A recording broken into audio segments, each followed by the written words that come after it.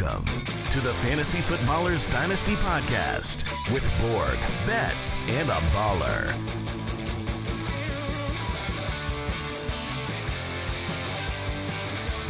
Welcome in.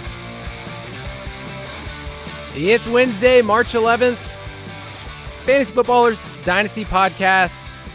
I'm your host, Kyle Borganoni, and I'm joined by Mike Wright and free agent wizard, Andy Holloway. Happy to join one of these.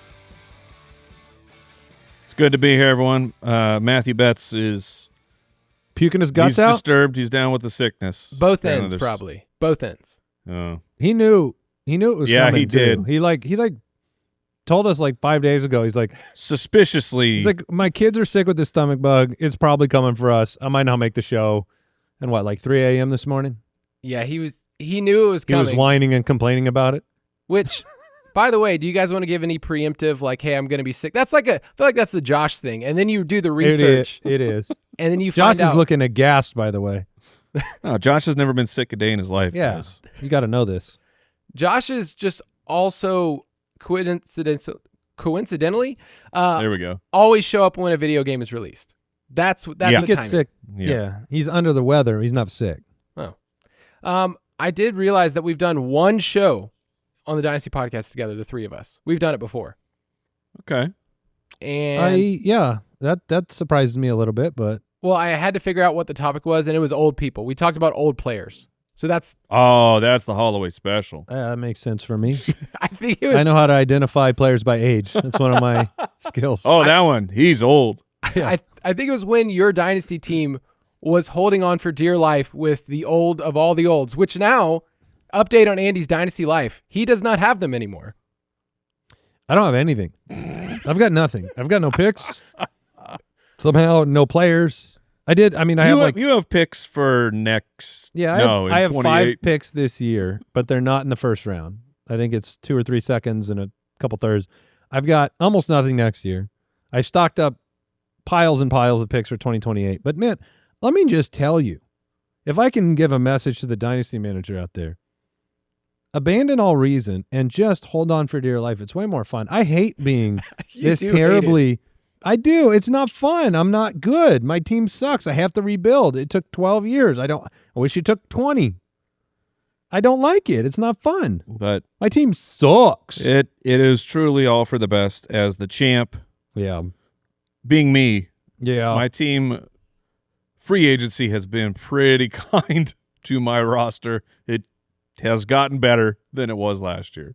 If you right ever now, see Ja'Cory Krosky, Merritt, and Gilliam McLaughlin are my starting running backs. right now, Right now, I'm just looking at my roster. You guys want to know this sick roster? Didn't McLaughlin? Oh, he doesn't have a team. Yeah, There's no he way he has a team. He got let go, right? Yeah. No, but he's starting I'm not, for you. He's a star for me. Nice. I can move. Don't worry, I can move Dylan Sampson in if I need him.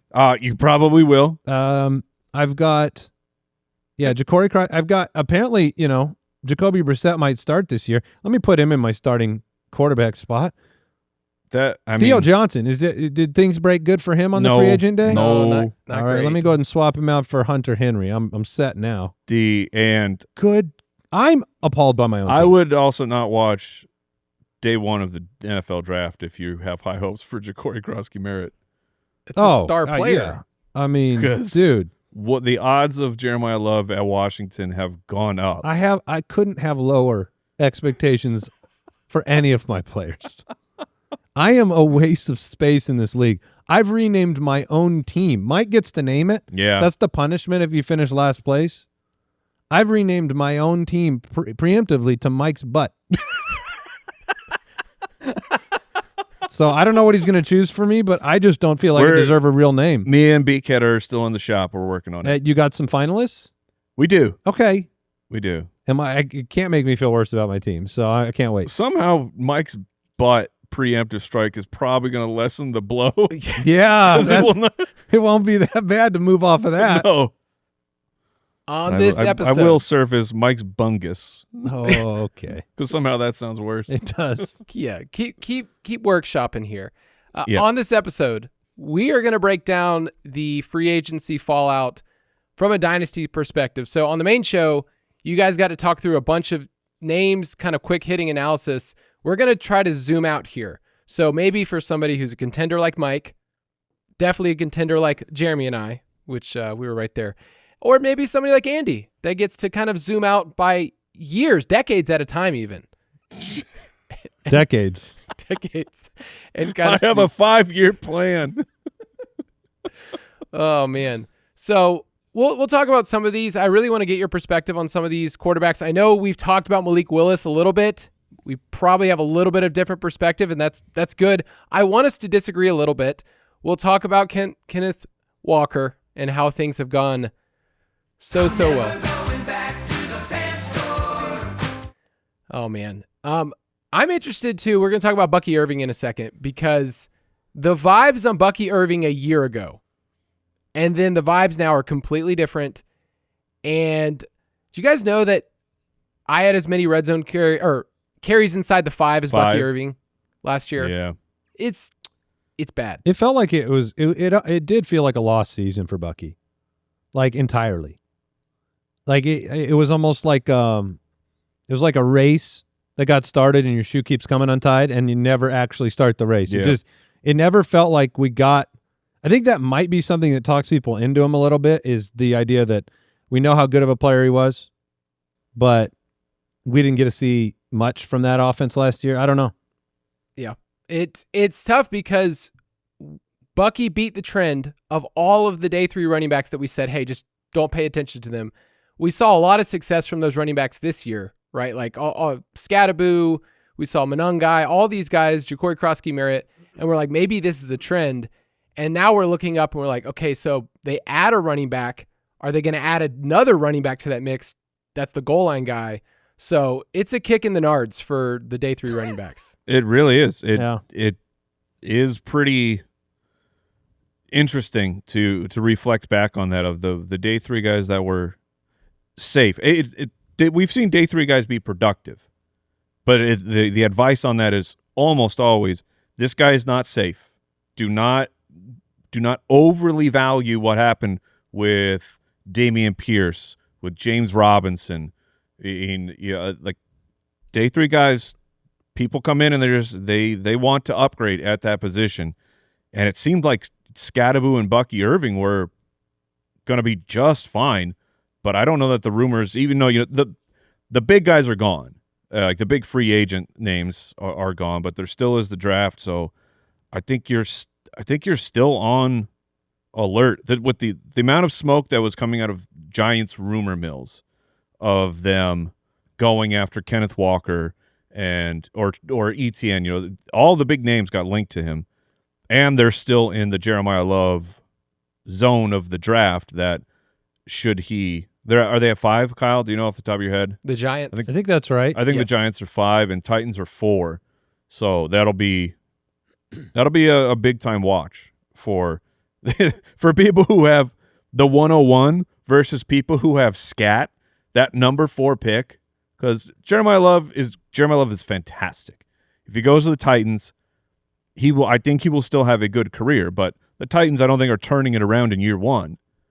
And not necessarily the Giants are as well, but I think the Giants are more likely to. But it's like if Love goes to the Titans, I think you will have a little bit of a bummer because the Giants and Washington were in play. So you have that side, but then you got the people who have scat who are just going to be freaking losing their minds at pick 4 to see if Love goes or not. Yeah, I feel like this time of year, and we'll go through it and see how tempered we can be, but it's never really been the best pattern to just project last year's team success onto the future year. We have so much turnover. Like I'll forever remember how down we were on, Jalen Waddle because of how terrible Miami was when they made that selection. And there are players, I think, destinations, even free agent signings where we're looking at these teams and going, well, that's not as sexy as it could have been. But teams, it switches quickly. Like this ETN move, it's like 3, 4, 5 weeks into the season with ETN on New Orleans, we might have a completely different thought process where it's like, well, this is a division. Mike Evans leaves Tampa Bay. Their offense looked like a problem. Todd Bowles could be on the last legs there. Carolina's made great defensive moves, but is Bryce Young it, right? And then Atlanta, they don't exist. They are not good. So it's like New Orleans. If New Orleans is The Saints have a legit 4-2, chance to win. 5-1, to start the season, all of a sudden it's like Etienne joined the winner. Yeah. He didn't join the loser. Right. For sure. If you want to get all the updates of all of the free agency happenings, they are in the Ultimate Draft Kit Plus. We just had our post-combine update, and this year we added brand new scouting reports of all the top players that we have ranked among rookies. We're going to be adding more to that as we get closer to the draft, as we kind of figure out which names are in the conversation there. And yeah, like every single one of these moves, our team is like when Romeo Dobbs signed, when we're recording, we're like, we can talk about that one. In case you didn't know, Mike's Dynasty squad. Yeah, baby. And he's been there the whole time, right? That's all I've been thinking about. I just thought you were happy for the man. I am. Well, I am. This is where the fantasy and reality converged. Of players you believe in that I've end been up on. with situations. I've believed in Romeo Dobbs more than I think the consensus. I've never claimed Romeo Dobbs is like this elite electric wide receiver one, but they're not giving him the ball enough in Green Bay is how I felt. And no matter who your guy is in Green Bay, your argument is they don't give my guy the ball enough. Like if your team Watson, team Jaden Reed, they had so many good players, but their offense didn't run that way. So now that with a fresh start and a huge bag of money that keeps the bag of money keeps getting bigger and smaller and bigger depending on which Twitter reports you're reading. But Romeo Dobbs being at least slotted as Drake May's wide receiver one is very exciting. Yeah. Yep. You can get all those updates, ultimatedraftkit.com, if you want to get on that. But let's go through some of these free agency fallouts. Free agent frenzy. I was explaining to someone, a neighbor, the other day of what this week is like in our jobs. Because people ask all the time, I'm sure you guys get this, of what do you guys do now that the season's over? And they're all the time. And so this week is this rush of excitement, which is like on that Monday when we can finally tamper all together with the NFL. You're like, okay, every 5 seconds, there's something else that's going to pop up. The con of that, though, is that it feels like we have to like keep reacting and keep giving takes and keep giving implications. And then over time, you're like, I don't know half of what this means for this player. So I will just say quickly reacting is part of the business, part of what we do, but we also can overreact. Like I was looking at a winners and losers article from last year. And one of the statements, which I'm sure all of us did, was, man, Minnesota, glad they didn't use that money on Sam Darnold. Instead, they used it in these other directions. Mm-hmm. Whoops. It's dangerous because we're assuming what we know about these teams. And I think we all assumed with J.J. McCarthy, he would be they took him in the first round for a reason. And obviously Sam Darnold. Better than he was, yes. And Mike still thinks there's life for J.J. McCarthy. I have him in Dynasty. I think there still is life. I'm holding on by a thread, though, man. It's Kyler, where we're still we need the finalization of Kyler being removed from the Arizona Cardinals and then him exploring the market. I know odds, anywhere that's giving odds of Kyler's destination, Minnesota is the heavy favorite. It makes way too much sense for it to happen, but I'm holding out hope that it doesn't. So we're going to walk through 10 different situations, signings, releases, trades, and give you the Dynasty perspective on them. Usually on the show, we count down 10 from 1, but you know what? I'm in charge of this thing. So let's go. Number 1. All right. The first one, I'm going to ask this question, is do you believe in Malik Willis? And if you have him in Dynasty, so let's say you have him in one quarterback, or if you have him in Superflex, are you basically playing with free money? Because I don't think anybody had him on their roster saying this is a cornerstone player, even a Superflex league. So first off, I'll let you go first, Andy. You've talked a little bit about Malik Willis. Like, do you believe in him as a starter and maybe for fantasy, like this can work? Definitely for fantasy. I think that one's a foregone conclusion for me. And this team, it's not like they don't have explosive weapons that can enable him to put up okay numbers in the passing game. Devon Achane is a threat to score. He's going to catch the ball a ton of times. Jalen Waddle's going to be there. I feel confident in the fantasy prospects of Malik Willis.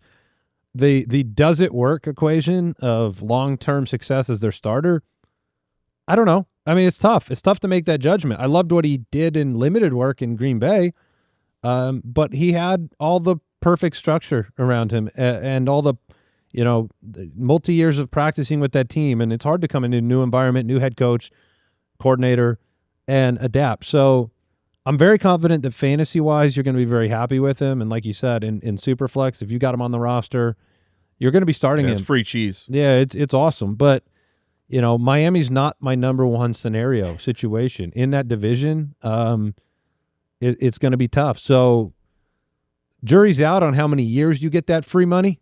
But that's how I said. I mean, I think Malik could be a very good quarterback, but that's a tough situation. You mentioned, Andy, that Kurt Warner came out and kind of said he watched the film. So I did the same thing where I was like, you know what? I see what Kurt Warner's saying. I need to go see his throws from this past year. He attempted 35 passes this past year. And so I went together, put together the thread.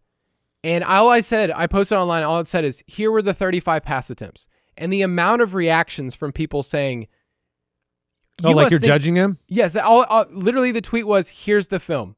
And people were just like, you must think he stinks, or, man, this is going to work out. And really, it was 2 games. It was against Chicago and Baltimore. And the Baltimore game, I thought he was really good. He hit Dobbs for a deep one. Like, I thought he was good enough. Now, that's such a small sample size. I think the thing people get hung up on is the money. And in today's NFL, this is not that much money. Like, if we're looking at what this cost a year or two ago, this is basically what the Jets gave Justin Fields, of like, here's how much this is annually. It's not a huge commitment. It's kind of low risk. And honestly, they're paying the tax for Tua anyways. So money-wise, it's not crazy for a let's see what he is. They're not giving him $100 million, right? So I don't think it's crazy. I just think he wasn't asked to really be a quarterback. He was asked to be here's a game manager, and here's somebody who's in a good situation in Green Bay. Yeah, what's funny is I just talked to Mike about this. The best job in the NFL is backup quarterback. Oh, yeah. Because you get paid. Mariota just signed a 1-year deal to do it again. Tyler Huntley signing a deal to do it again. Gardner Minshew signing a deal to do it again. Trubisky. It's the best job because it comes with the expectations that are associated with that title. You come into a game when they don't want you in the game. Let's start there. They want the starter to be playing. So now, stage 1, they don't want you there. Stage 2, if you suck, it's because you're a backup. If you succeed, you're outperforming what they're expecting you to do, and you're praised. And then in Malik Willis's case, that goes to a new contract, right? And there were rumors this offseason about Mitch Trubisky having a chance at another starting job. Like, if you play well as a backup, you have a chance to get paid. The problem with Malik Willis is that there is no way possible that we can think he's worth the money he's going to get paid as a starter based on the amount of reps he's had. So his position now is automatically, it doesn't matter if it was Arizona, if it was Miami, if it was the Jets, it wasn't going to be, the top teams in the league picking him up. There's just no way you're going to have him land someplace and go, yep, that's right. That makes sense. It's now coming with the expectations of being a star, or being a starter at least. So that's just a funny, you won the prize, right? You played the backup role well enough that you now won the bag of money. But at this point, we're just going to look at him as overvalued until he performs.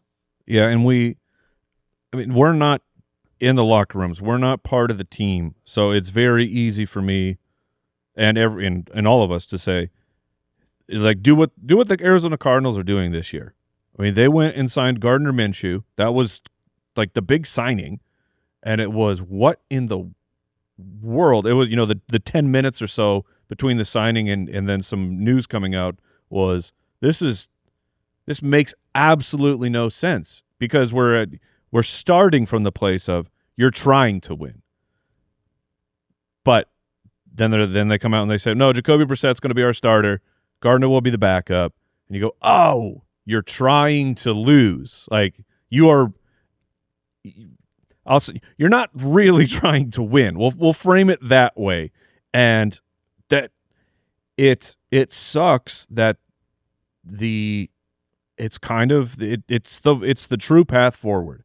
Sometimes a free agent quarterback shows up. It's very, very, very, very rare for that type of a situation. So you find your quarterback in the draft. Your probability of a good quarterback is at the top of the draft. So the truth is, for your team to get better, you have to have a year or 2 years where you just totally stink. And then you still have to maximize the value of those picks. But anyways, I'm saying it's easy for me to tell the Cardinals, you guys should just lose. Just no one try for a year. But these are all human beings working their job. So I get going after it. The more time I've sat with it, I think I'm fine with the signing. The money is whatever. It feels it's all vibes, right? It's all emotion of you just had to cut Tua because you extended him when you shouldn't have extended him, and you gave him all this money, and he stinks, and now he's gone, and you're still paying him, and you're paying this guy of you have no idea if he's good. If he's good at all, weird. It's a bargain. Exactly. That's where I've kind of turned around, and I'm okay with it. In fantasy football, Superflex I'm holding. If you're in a single quarterback and because he got picked up in single quarterback leagues last year, that tends to happen where backups, when they get an opportunity, people just pick them up. If he's like your quarterback 3, I would trade him. If he's my QB 2 and you just happen to luck into a backup quarterback, I would hold on to him. Yeah, and this regime, it's a lot of Green Bay guys, their new head coach, the GM, and everything that I've heard, everything that I've read is just that he was a great locker room guy. Everybody loved him. Everybody wanted to play with him. So you can see that carrying over. Last question here. Do you think he gets more than 25 starts in Miami? That's a year and a half. So do you think he has more than 25 starts as the Dolphins starting quarterback? Yes and no. Only options. Yeah. I'm putting that as you the want line. to push? You want that? That's the exact 25 I'm and a going to half. say I'll go yes, Mike. I would say I'll say it's a great line. Yes. You get to play the Jets twice, right? That is true. So, that you should. That's at least 2 wins. That's my point. That should be at least 2 wins, and to get the first overall pick, you got to be a 3-win team. So if you're just stealing 2 wins from the Jets, it does push you down. Although next year maybe the top 3 picks, we could have another one of those situations where there are 3 quarterbacks at the top, and each team will be okay with any of the 3 of them. But I think Malik will do enough to keep the job for at least 2 years. All right, let's take a quick break, and we'll be right back.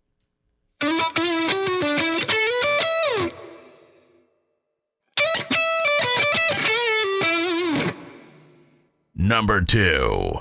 All right, speaking of quarterbacks, do you guys have any takeaways or high-level takeaways for quarterbacks that have recently been released? So you mentioned Tua, who signed a 4-year deal just 2 years ago. Kyler, who was also released after getting a $230 million deal a couple of years ago. I think at the time when I saw those signings, they felt like really safe assets. Now, Tua's a player that we've kind of always been down on because he's been so volatile, because he doesn't run. But I have Kyler in a Dynasty league. And I felt like at the time, all right, I've got this guy who I know runs for at least the next 4 to 5 years that I can feel confident this is the situation. And things just turned over. Since signing that deal, Kyler was 16-25, and he was a top 12 quarterback in less than 50% of his starts. So I was hoping he would be top 10, top 12, pretty consistently, that I could piece together my team, and it just didn't work out that way. So my question for you is, you guys can speak to the Arizona part and Kyler, but is this like a high-level takeaway for the future of if you have a bad team and you have a middle-of-the-road quarterback that signs an extension, they're not going to last forever? And there's some names that I want to bring up in a second, but it scares me that we look at players in Dynasty and go, he's with that team for life, or he's with that team for the next 5 years, and the deal gets cut short. So any takeaways here? I think the takeaway is the same takeaway of don't think about Dynasty players ever in terms of forever. I have this player forever. 3 years. That should be about what your window is for I have this guy for 3 great years, 3 good to great years. Like that should be what you're aiming after, because anything after that, if in football, is just, it's way too rough of a sport with turnover and injuries for anybody to be the forever player. Even imagine having Patrick Mahomes in year 2. Yeah. When the breakout happened, if you got Mahomes in a super flex, you were the greatest dynasty player to walk the earth. It was, I will have Patrick Mahomes forever. And then it went for what, 3 or 4 years or so before the offense completely imploded and Mahomes was no longer the electric starter, but for fantasy. But like, if it can happen to Patrick Mahomes after that run, it can happen to any player in the NFL. So don't think so binary of, I got this guy forever. Yeah, I mean, that's a great challenge of fantasy football, is you want it all to work out on paper the way that you think it's going to work out, and teams have shown a new propensity to let players go and eat money. Seriously. I mean, this goes back to Russell Wilson. Right? Russ was that first one where it was, holy crap, they're willing to do this? So that means that you have like 3 scenarios when you pick up a dynasty asset. Scenario 1 is they repeat what they've been doing. But the other 2 scenarios are not good. They regress and aren't as competitive of a player as you hoped. Like Mahomes is that example of, like, he isn't the dominant force in fantasy that he once was in Dynasty, the asset that he once was in Dynasty. And the option 2 is the team gives up on this player. They're literally off the team, out of the situation, move to a backup. Like, it is a good wake-up call, right? To kind of stay. I think you can get into, like, you have success in Dynasty for a year or 2, and these are my guys, and they're going to be my guys. And I think that's the moment where you can be like, oh, no, I'm going to keep turning this roster over, be smart about it. It's just tough in a super flex league because of the way the position is valued to not look at contracts and just say, like, oh, well, this guy's got 3 or 4 contracts, more years. You need to use them. Yeah. I'm just saying we've done the studies where we know almost a third of the league, which feels wild to say, but almost a third of the league will have a different starting quarterback in week 1 than they did the year before. And some of those are injury situations, but like, it happens every single year. And I just sent you guys a list of everybody that's changing, including ones we don't really know and maybe don't even care. Like, do I care who the Jets starting quarterback is? Yes. We know who it is. Just say it. Is Geno Smith. That is abysmal. Hey, that is offensive. Okay, everyone needs to hear this. The New York Jets traded for Geno Smith, meaning that, like, I think they did that. I think there's a reason. He still has his old locker. It was cheaper. I think because they want what the Raiders have, which is the first pick, paying the money. Are they? I think that's why. Okay, I think so. Kyle, I would throw to you to vet this while I'm hosting a show, but nice. I'll vet it for you. I think the Raiders are paying the money. That would make more sense. Although, even if you had forced the Raiders to cut him, who was going to go? So it's a 7-6 swap. Man, I mean, that's also the Michael Pittman swap. Yeah, I would love to see the Raiders will board. pay the bulk of the Geno Smith contract. Okay. Jets will pay just over the veteran minimum. Okay, so that still feels like he could be a backup there. Then, so I mean, what? He won't be because they want the first versus pick. Geno. Do you feel like the veteran minimum is too much? I feel like, yeah, I do. I feel like that head coach is being paid money to be kicked in the nuts every week. Well, yeah, Glenn. Well, he kicked a lot of people out. And because insane stuff happens in the NFL all the time. This is not a call for Geno Smith to be, oh man, he's back to what he was 3 years ago. The Raiders situation last year was atrocious. A lot of it because of Geno Smith, but were those like not jiving with the offense? I mean, essentially the question is, can Geno Smith funnel 150 targets to Garrett Wilson where 70+% of them are catchable? Right? You know what I mean? That is the new way to approach Garrett Wilson in this life. Because I don't want 160 targets where we're getting Rome Odunze targets where like only half of them are even catchable. And then you have to factor in defense and drops and everything. Garrett Wilson deserves so much more than this. He may deserve it his whole life. We may look back and say, we might. Rashid Shaheed, look what he got out of his life. Yeah. Championship in a bag. And Garrett Wilson's just living in the dumpsters. Oh, man. With money. But living with the dumpsters. But he's so good. I know. So I think my final point on the quarterbacks is just for us to be cautious because we will get numbers this summer from Bryce Young or CJ Stroud. They're going to get extensions. I know they just got their 5th year, but that's going to happen. No. Don't do it. Don't do it, Carolina. And that's so the equation then is like, do these guys have a shorter leash than we think the extension would actually give them? And I love Stroud. I've always loved Stroud. And I'm rooting for him. I'm rooting for Bryce Young too. But sure, for fantasy purposes, I think we kind of know what they are. And I think NFL purposes that Houston and Carolina are in a really, really tough spot. Yeah. Carolina can win that division again, which is still crazy to say, and they just spent a ton on defense. So we'll see where they go this next year. Number 3. All right, this is a quick one.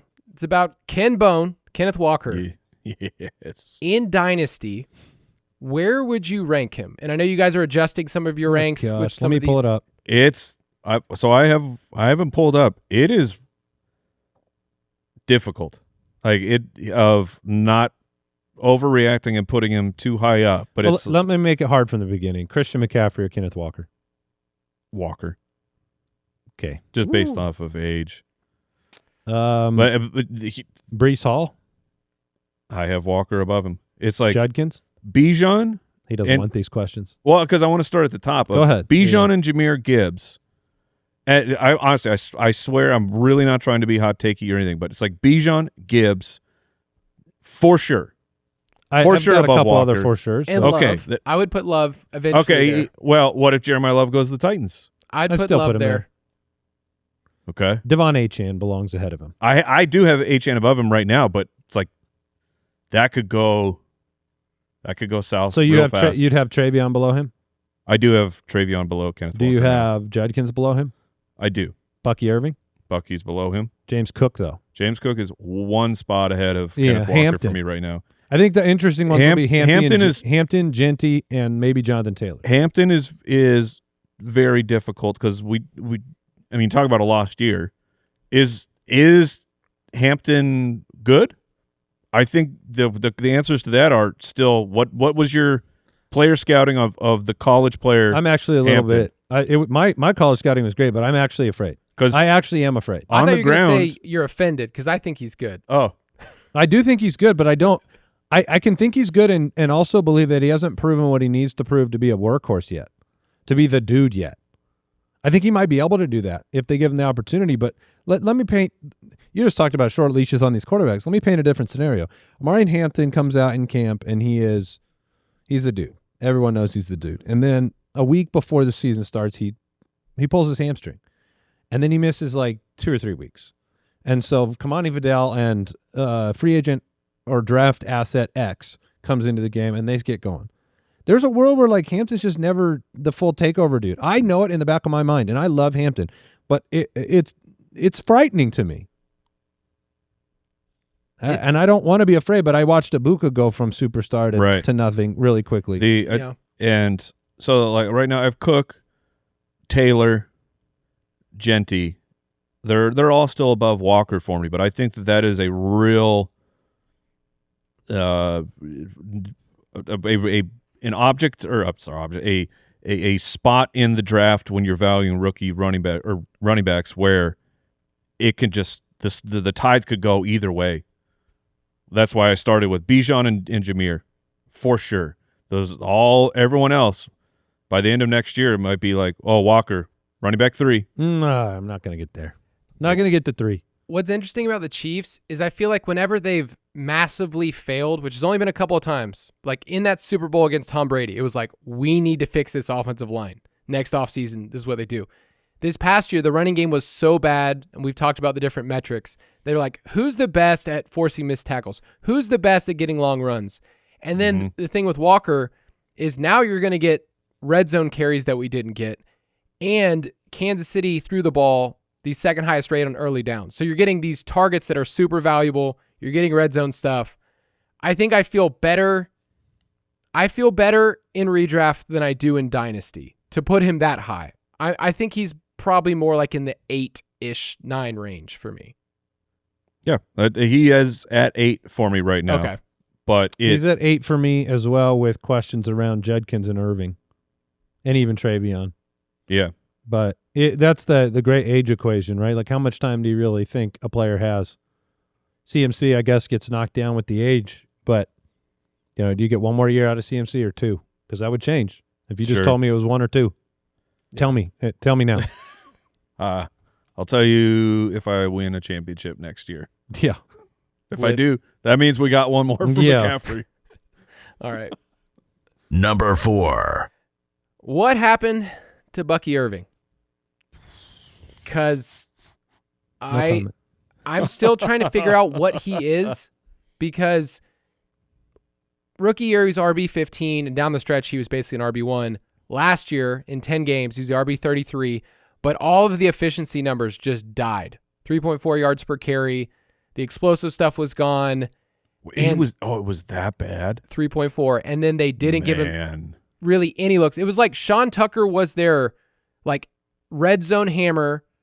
Rashad White was somebody that I guess the regime trusted.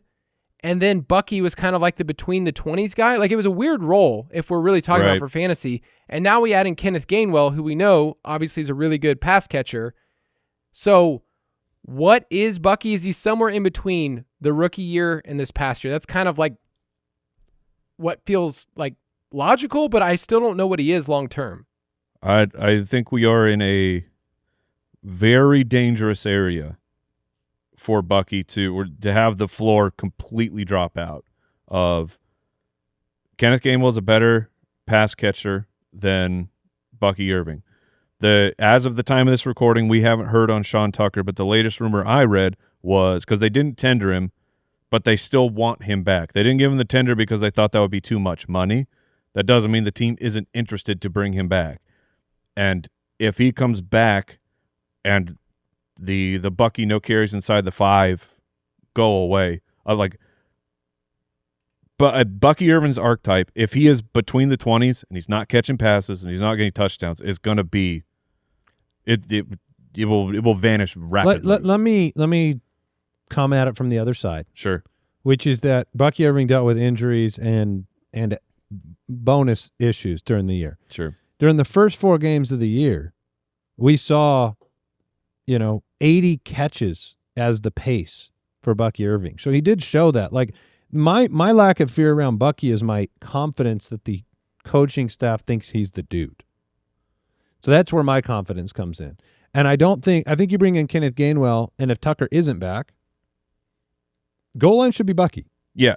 So I don't know if we're going from superstar to 0 in this situation. I think it's hard with Kenneth Gainwell there to know how much work he's going to really get. That's the point I'm bringing, which it's not to be alarmist. It is to just be aware of where Bucky really actually is standing. Of Bucky Irving could easily retain him still being a top 15 dynasty running back, but it could rapidly deteriorate. Confidence is lower than it was last year for sure.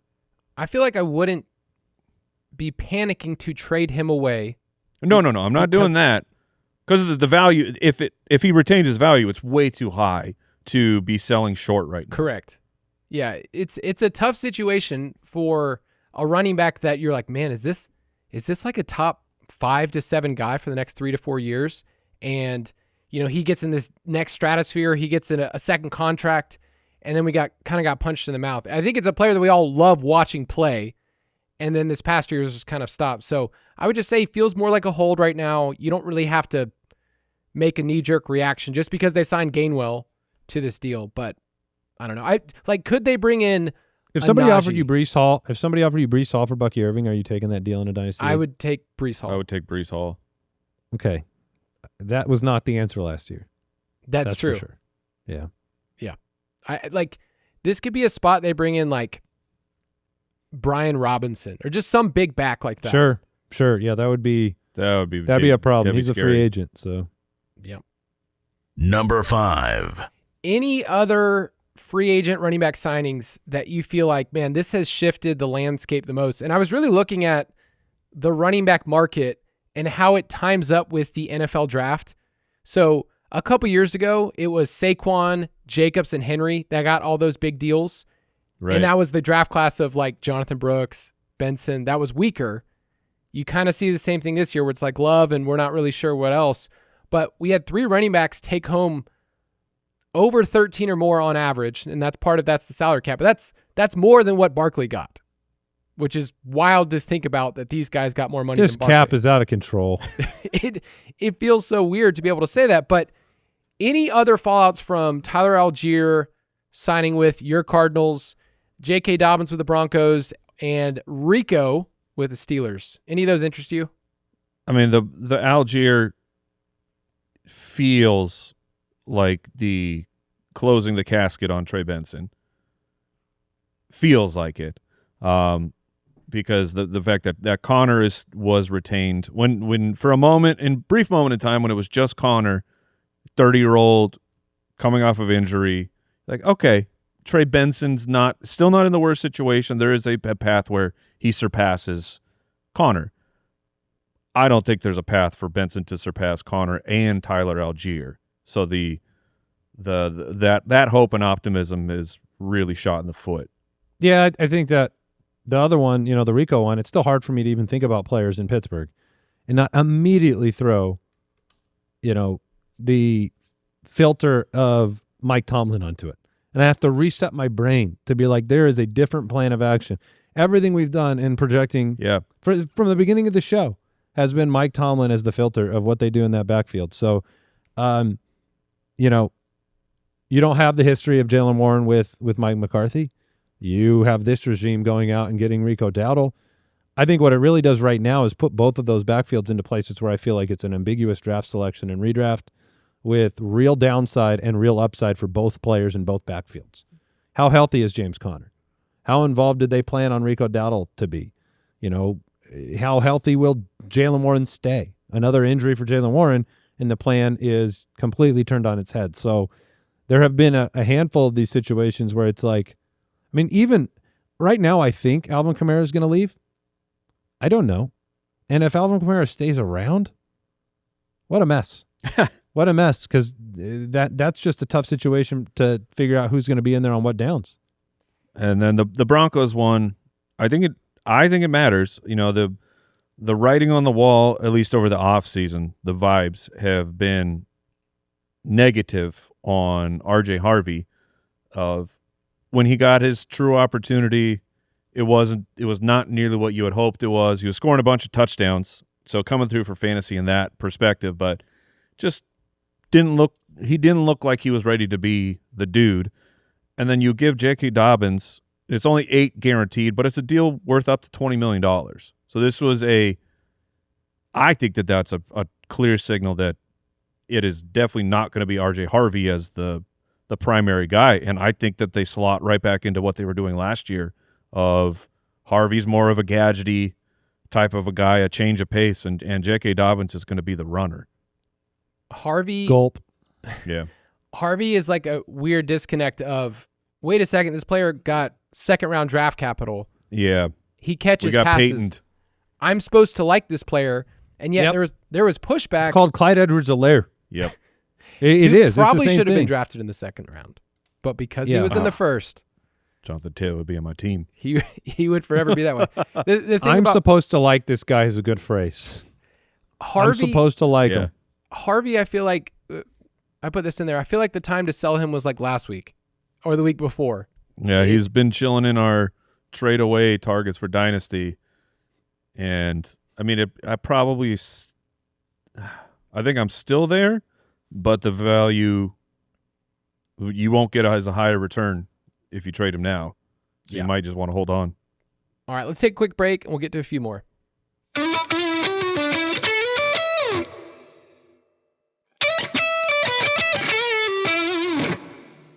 Number 6. All right, the next one's about Alec Pierce, and do you view him as more than just a flex for Dynasty rosters? He got the big bag, and I think you brought this up, Mike. Like, imagine having a conversation with the Alec Pierce Dynasty manager 2 years ago and saying, you're going to get the biggest free agent bag ever for a wide receiver. And his usage, just the way that it changed from rookie year, he was a second-round pick, to now he's the ADOT king. He's the dude that's going to get all the deep balls. And slowly he started earning more targets. Still only 17% last year. Do you feel like that can get to 20%, Andy? Yeah. Oh, yeah. No, I do. I'll take 20. I don't think it's going to go wild. I mean, there's been a handful of these players that emerged more slowly to superstardom, and I think multiple teams. I mean, New England, they end up with Romeo Dobbs, but they were in on Alec Pierce. Nico Collins took a few years to develop. We loved Robert Woods in Buffalo before he developed. Some of these players, you kind of know that they're hiding to emerge. I compared it on the main show to Mike Evans. I think that's the kind of reception totals you should expect from a player like that. You get to mid-70s, you're probably living large because that ADOT is so high. So yeah, I think you're talking about a wide receiver 2 with week-to-week wide receiver 1 upside myself. Yeah, I don't see him taking the jump into the stratosphere. The money says he should.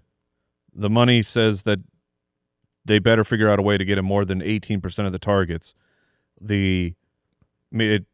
This has to be viewed as a huge win also for Tyler Warren.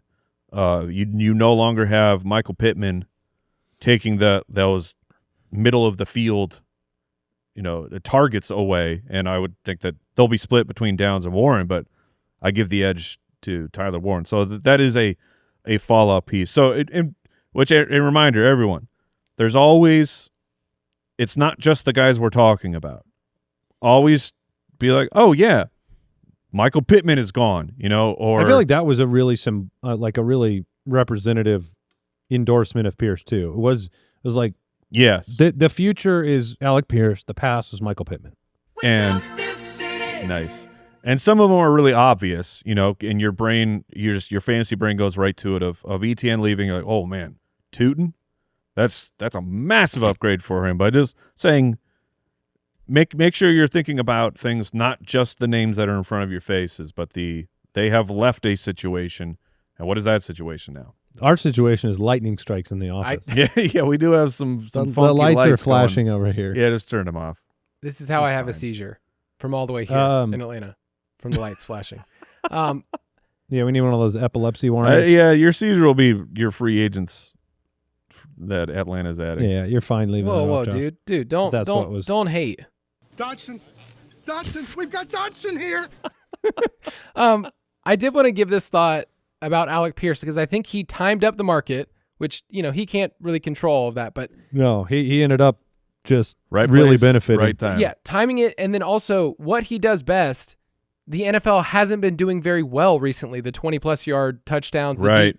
It's kind of been on a decrease. So if you have somebody who's really good at that and nobody's really doing it, then the market, it just kind of skyrockets. So he'll be interesting. I don't know how I feel about him getting I saw a report today from a ESPN beat reporter that said he'll get 8 to 10 targets. And I'm like, no. What is he getting, a 50% target share? I will say this. There were games last year where he was in that range. He had a 13-target game, I know. He had a 10-target game. I think he will have huge games. He will also be one of those players that... But Evans used to do that too. Yes. And fun players. I was like, does that happen in the NFL where somebody who never sees targets at a huge level all of a sudden jumps to 8 to 10? So I got curious. But if you didn't see 5 targets a game your first 4 years... Here's the guys that saw 8+ in year 5, like a huge jump. Wes Welker, who was kind of PPR. TJ Hushmanzada, fun name. Emmanuel Sanders, Adam Thielen, Devontae Parker, out of nowhere. And then the comp that I have, Mike Williams did this. In his 5th year in the NFL, saw a huge... That's a pretty good comp. I think Mike Williams is the best comp there. And with Mike Williams, we all love him, but you also didn't know when the best time was to start him, but you just kind of rode the wave. I'm hoping I get these long plays and the touchdowns. So interesting name. If I had Alec Pierce, I thought I had doo-doo 2 years ago. And now, yeah, right. Yeah. And now you're loving That's life. Fair. Number 7. All right. Any advice you want to give dynasty managers after we have some wide receiver trades? So DJ Moore going to the Bills, We talked about Pity City going to the Steelers. It's at this point in your career, we don't want people to overreact to a new landing spot and start plugging in targets. Like I was even thinking when you guys were describing the Steelers, like the crew they assembled, Warren, Dowdle, Metcalf, Pity City, whoever the quarterback is, Kirk Cousins, I don't know, feels like a 7th, 8th place team in Dynasty that you look at their roster and you go, okay, I don't really know what happened here. These are fine players, but not like championship winning players. Mm-hmm. So like Pittman could see 100 targets and not matter at all for fantasy, or at least not be more than like a wide receiver 3 or 4. With DJ Moore, I think people want a little bit more there because they paid up for him. So what is your pulse on Moore first? He's a better player than Shakir. Is he better than Keon Coleman? Yeah, he is better than Keon Coleman. I bring up Shakir just like it seems redundant to have. Yeah, you can't DJ use Moore DJ Moore like Shakir. Hopefully you turn him back into more of an outside receiver like he was in Carolina. Yeah, hopefully you're trying to replace Keon Coleman. Correct. With DJ Moore. I mean, it's exciting. If I had DJ Moore, you're super happy because the ride with DJ Moore has been a wild dynasty ride of highs and lows, and you are currently in a low. So for him to go back up, if I could get out of DJ Moore, I would be more than willing to do that. Like trade him. Yeah, like go to who has Josh Allen. Like, hey, dude, you want the stack? Yeah, try and make that happen. I traded Amari Cooper once to somebody who believed in the promise of Josh Allen and kind of an aged star. But DJ Moore, I think, is a much better player than what they were capable of using him as in Chicago. And so I don't know. They're a run first team. But that stuff, it should that is a little scary. That. Yeah, DJ Moore was on Ben Johnson's team. Yeah. And Ben Johnson, by the end of the year, was like, Luther Burden, Colston Loveland, you're the new future. It's no longer DJ Moore. So that stuff should concern you at least. No, I agree. I think he's probably going to be – I think he's still probably overvalued. Even if he improves from Chicago, he's still probably overvalued in trade. Could you get a mid-first round pick for DJ Moore? No. I don't think so. This year maybe, actually. That's what I was thinking about. If people are really in tune with the draft class, if you're really in tune and you realize that this is not the strongest, then someone might prefer to take the shot. A contender might be like, I prefer the known commodity that is DJ Moore instead of another developmental rookie on the bench. There's 5 or 6 wide receivers that have kind of separated as I think they're going in the first round of the NFL draft. And then after that, it's like, do I want to reach on this running back that I don't know? Or do I want to reach on the non-Sadiq tight end at the end of the first round? So I would be willing to do that just to say, I know what he has left on the contract, DJ Moore. And if I can trade him for the 110.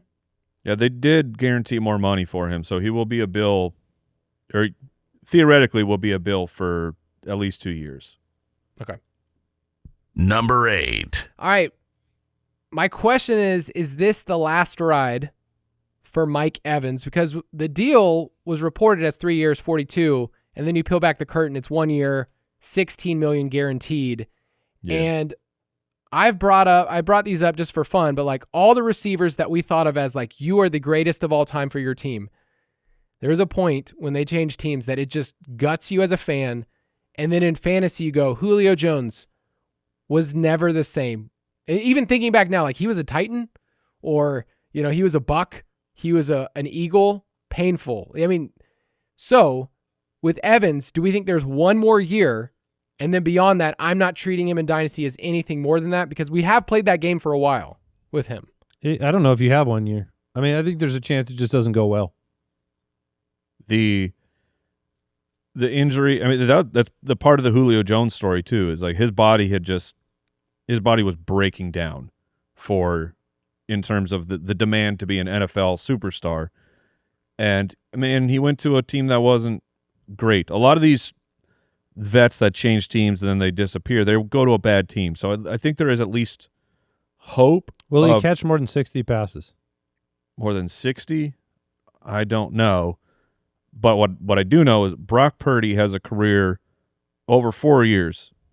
His touchdown rate is 6.2%, which is great, very, very high.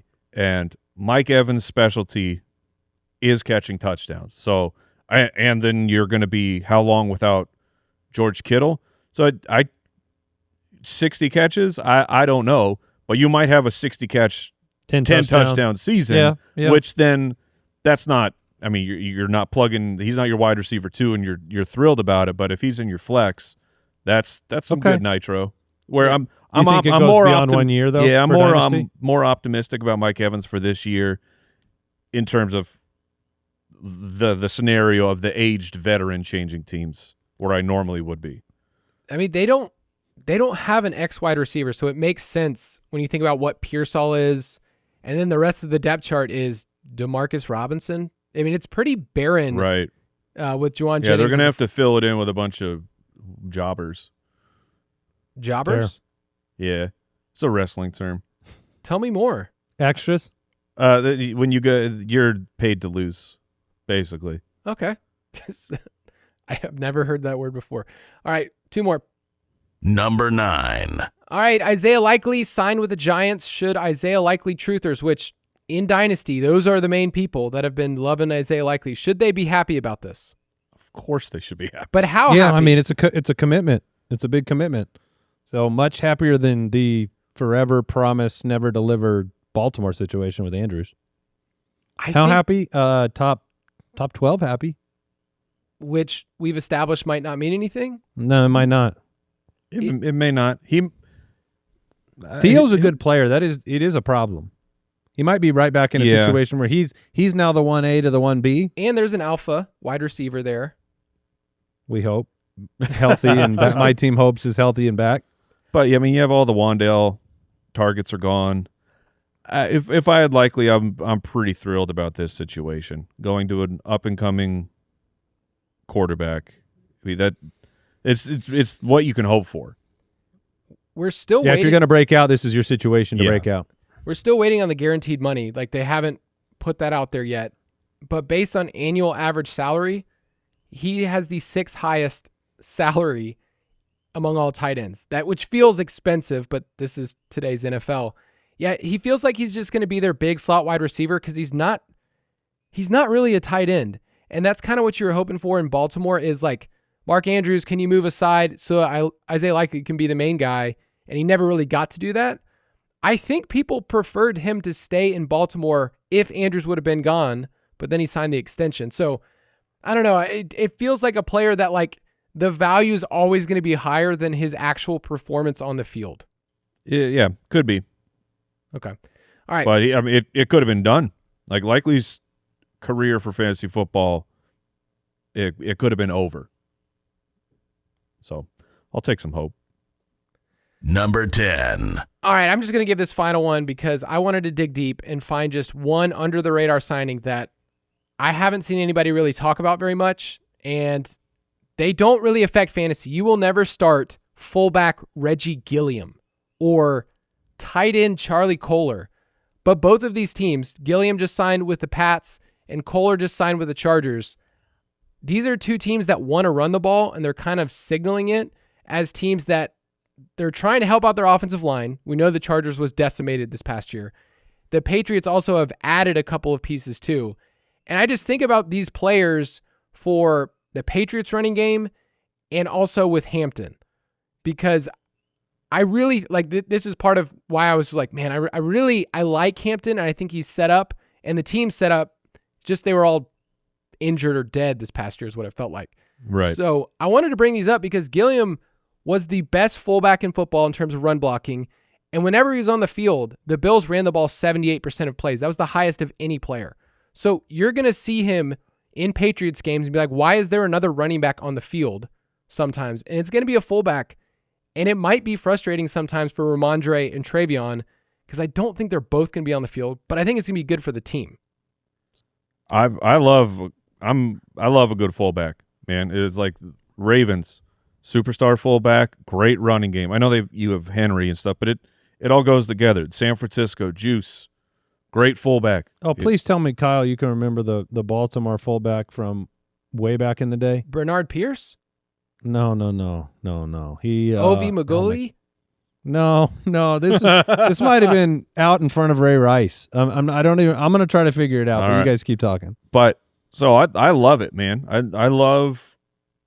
It's not Ricard, Matt. That's we're going guy. back further in time, man. I'm going to get it. I promise. But I do. I think that having a fullback makes your running game better, and so I think that's an interesting. Vonta Leach. Oh, yeah. That's what I was thinking of. Vonta Leach, dude, who I think was also that dude was a man. I think he was in Houston, and he'd run out in front of Arian Foster too. But it's so I like the signal that what it will do for Henderson and Ramondre. But like I said earlier, okay, now what's the mirror of this? Like, what does this do to the Bills? And what does this do with? I was thinking about that too, with James Cook. James Cook last year was one of the players that every time he touched the ball, you're freaking out because he could score. I mean, you posted the stat here, Kyle. The Bills ran on 78.1% of Gilliam's offensive snaps in 2025. I mean, how do you replace that type of a player? Because fullbacks aren't just out there. I mean, this is one of the skill positions that is almost completely eliminated from professional football. So there's not great players waiting to fill that spot for you. You have to retool your offense or just have a less than version of what you already had. Yeah, and I forgot to add this in there. Alex Ingold, who was with the Dolphins for years, their fullback, just signed with the Chargers as well. So please, Okay. Hampton, please. Okay. That's what I'm Trust saying. me, The I want it moves to work. with Kolar, with Ingold are signaling And I'm bringing all their offensive linemen back. yes. So I Just like do it. Just that they're do it. investing in The it. problem is all those moves could also be good for other players that they choose to run the ball with. So please be Hampton only. it's going to be Trust Hampton. me. That's all I want. Okay. All right, that's going to do it for this episode. Make sure you check out the Dynasty Pass. All of our updates are there in the app. They're live. And we'll talk to you again next week. Goodbye, everybody. Thanks for listening to the Fantasy Footballers Dynasty Podcast. If you want to take your dynasty skills to the next level, check out thefantasyfootballers.com.